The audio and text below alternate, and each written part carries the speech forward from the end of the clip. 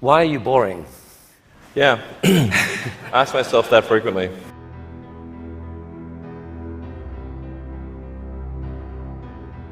A lot of people dreaming about future cities, they imagine that actually the solution is sort of flying cars, drones, etc. You go above ground. Trying to dig a hole under LA, a 3D network of tunnels to alleviate congestion. I think one of the most soul-destroying things is traffic. It takes away so much of your life, and it's horrible. There's no speed limit here, so we're designing this to be able to operate at 200 kilometers an hour, about 200 kilometers an hour, or about 130 miles per hour. There's no real limit to how many levels of tunnel you can have. You can go much further deep than you can go up. The deepest mines are much deeper than the tallest buildings are tall.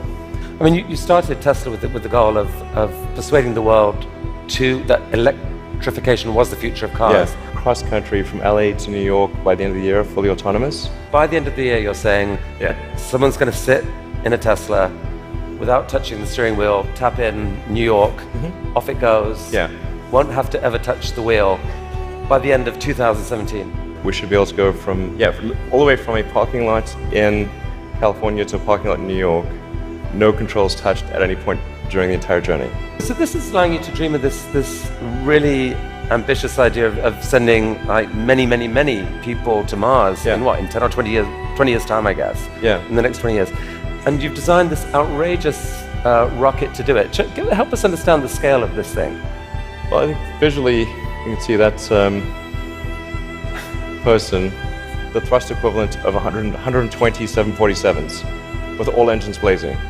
This can take a fully loaded 747 with maximum fuel, maximum passengers, maximum cargo on the 747.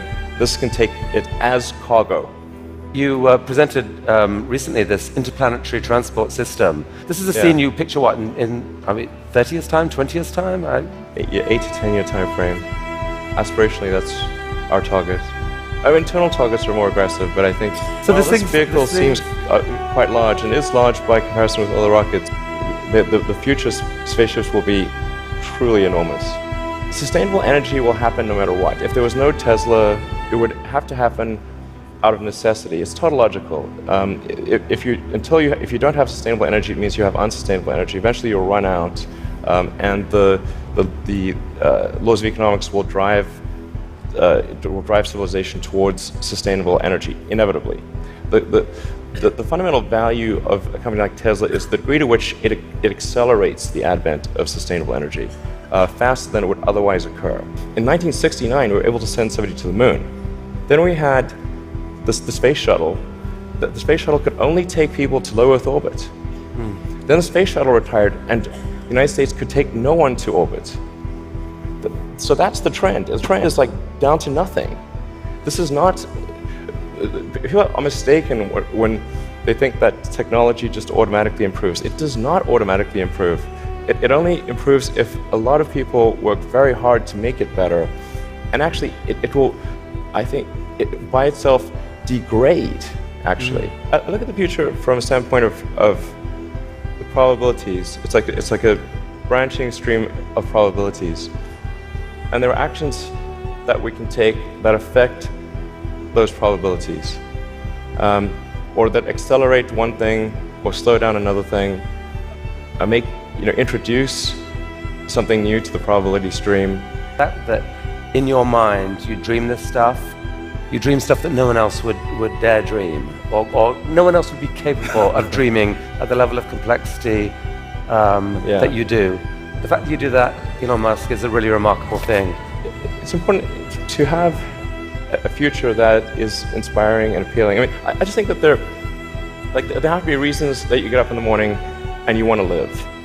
Like, why do you want to live? What's the point? What inspires you? What do you love about the future? And if we're not out there, if the future does not include being out there among the stars and being a multi-planet species, I find that it's incredibly depressing if that's not the future that we're going to have. I'm not trying to be anyone's savior. That is not the. I'm just trying to think about the future and not be sad. You'll tell me if it ever starts getting genuinely insane, right?